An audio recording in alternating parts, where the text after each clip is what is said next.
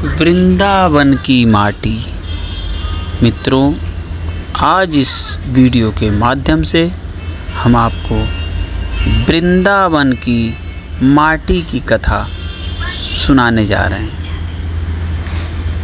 कथा अच्छी लगे तो हमारे चैनल को लाइक और सब्सक्राइब करना ना भूलें। वीडियो बहुत ही रोचक और ज्ञानवर्धक है, इसलिए राधा रानी को मन में स्मरण करके भगवान कृष्ण का ध्यान करते हुए इस पूरी कहानी को सुनना ना भूलें। तो मित्रों, वृंदावन की माटी में शोभा नाम की औरत, जिसकी बहन वृंदावन में रहती थी, एक दिन वह उसको मिलने के लिए वृंदावन गई।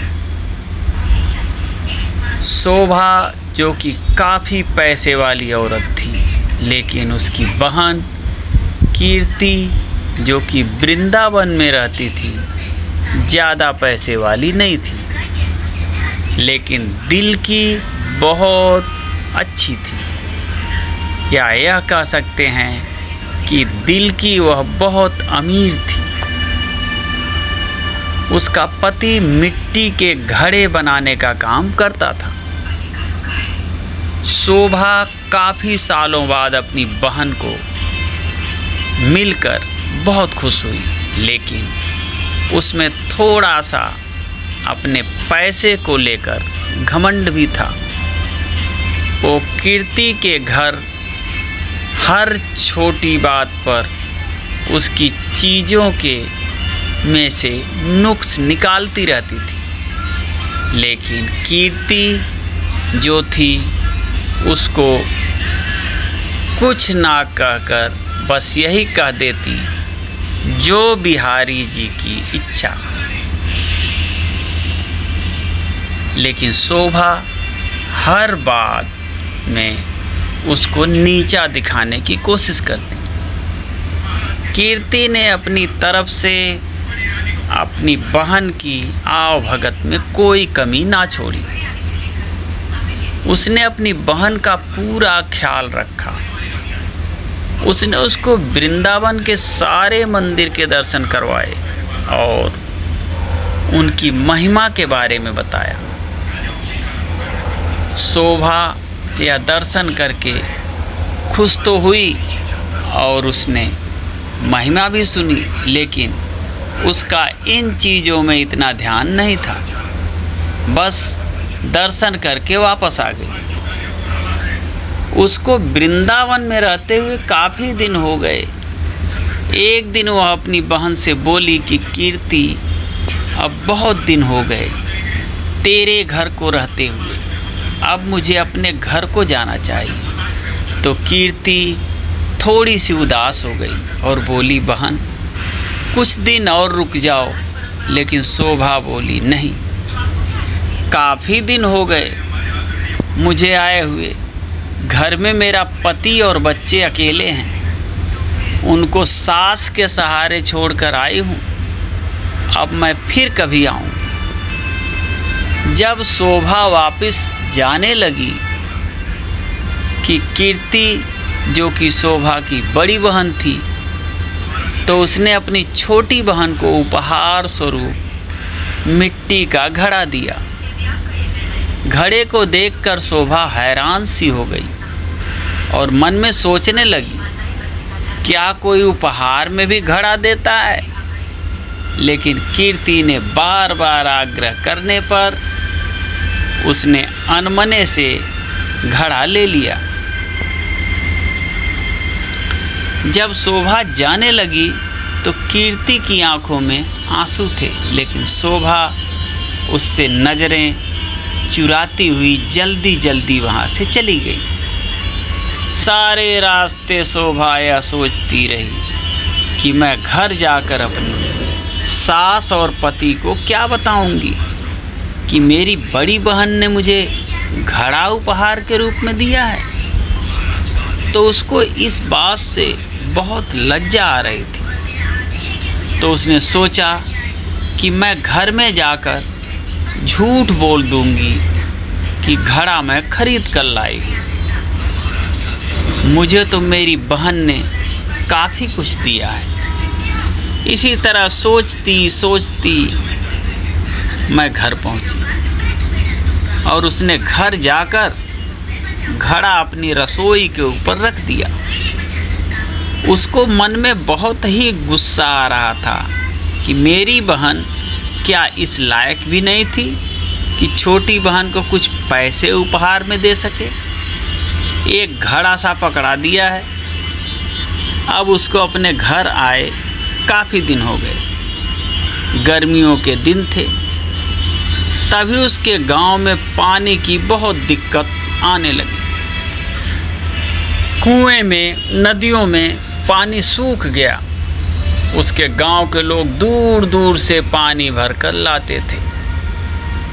पैसे होने के बावजूद भी शोभा को पानी के लिए बहुत दिक्कत हो रही थी।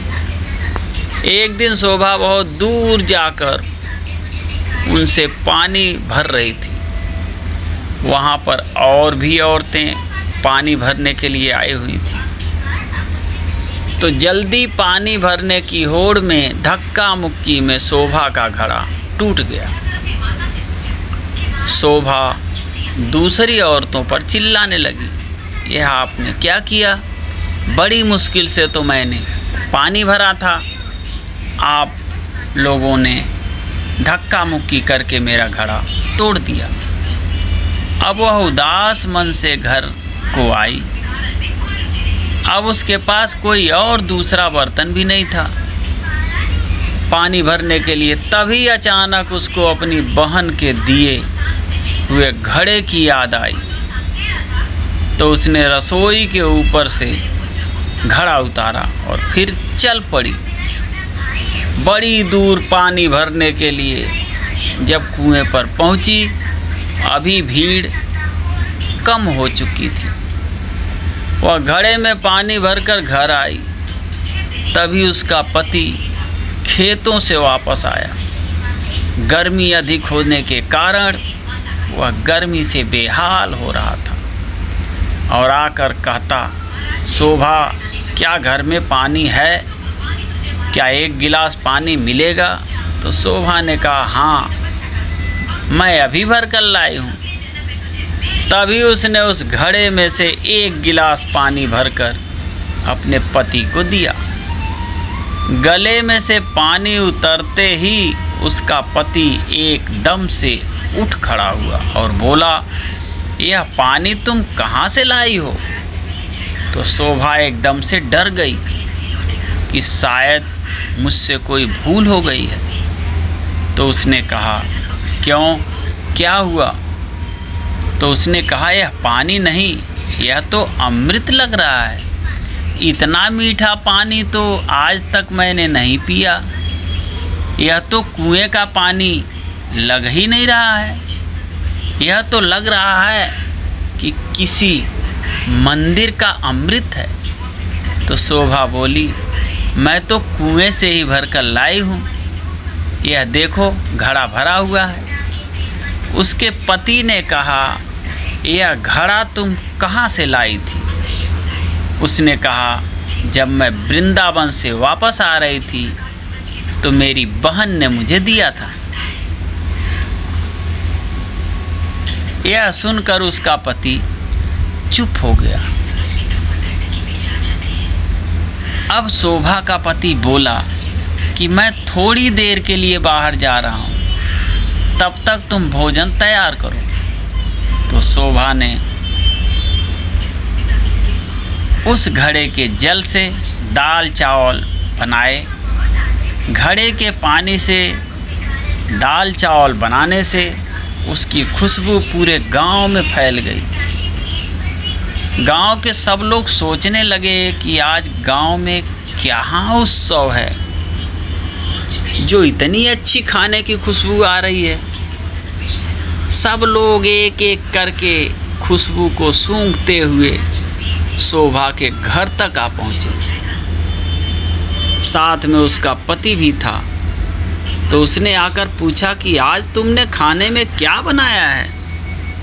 तो उसने कहा, कि मैंने तो दाल और चावल बनाए हैं। तो सब लोग हैरान हो गए कि दाल चावल की इतनी अच्छी खुशबू।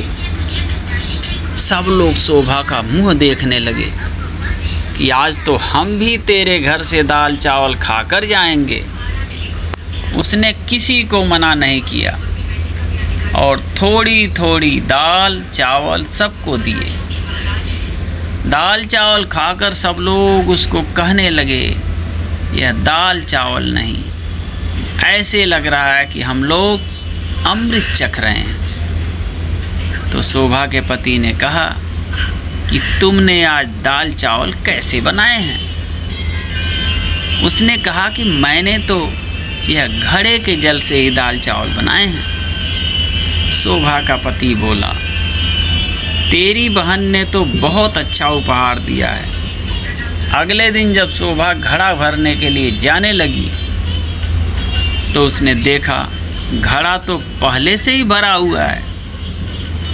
उसका जल वैसे का वैसा है जितना वो कल लाई थी। उसने उसमें से खाना भी बनाया था, जल भी पिया था, लेकिन घड़ा फिर भरा का भरा था। शोभा एकदम से हैरान हो गई, यह कैसे हो गया? तभी अचानक से उसी दिन उसकी बहन कीर्ति थी, उसको मिलने के लिए उसके घर आई। तो शोभा अपनी बहन को देखकर बहुत खुश हुई, उसको गले मिली और उसको पानी पिलाया। तो उसने अपनी बहन को कहा कि दीदी, यह तो तूने मुझे घड़ा दिया था, यह तो बहुत ही चमत्कारी घड़ा है। मैंने तो तुच्छ समझकर रसोई के ऊपर रख दिया था, लेकिन कल से जब से मैंने इसमें जल भरा हुआ हूँ तब से जल से भरा हुआ है। इसका जल इतना मीठा है और इसके जल से मैंने दाल और चावल बनाए जो कि अमृत के समान बने थे। उसकी बहन बोली, अरे ओ मेरी भोली बहन, क्या तू नहीं जानती कि यह घड़ा ब्रज की रज यानी वृंदावन की माटी से बना है, जिस पर साक्षात किशोरी जी और ठाकुर जी नंगे पांव चलते हैं। उसी रज से यह घड़ा बना हुआ है। यह घड़ा नहीं, साक्षात किशोरी जी और ठाकुर जी के चरण तुम्हारे घर पड़े हैं। किशोरी जी और ठाकुर जी का ही स्वरूप तुम्हारे घर आया है।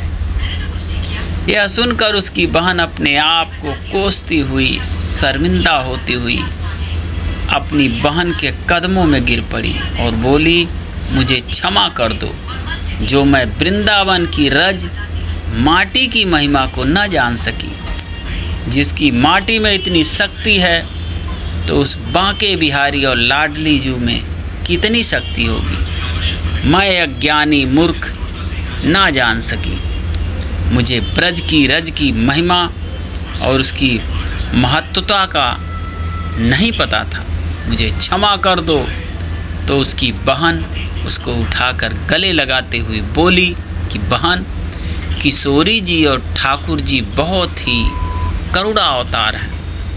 तुम्हारे ऊपर उनकी कृपा थी जो इस घड़े के रूप में, इस रज के रूप में तुम्हारे घर पधारे हैं। शोभा बोली, बहन तुम्हारे ही कारण मैं धन्य हो उठी हूँ। तुम्हारा लाख लाख धन्यवाद। यह कहकर दोनों बहनें आँखों में आंसू भरकर एक दूसरे के गले लगकर रोने लगी। तो मित्रों, यह थी वृंदावन की माटी का चमत्कार। अब ये कहानी आपको कैसी लगी कमेंट बॉक्स में अवश्य बताएं। फिर मिलते हैं अगली रोचक जानकारी, कहानी, कविता एवं छंद के साथ। तब तक के लिए जय श्री राधे राधे।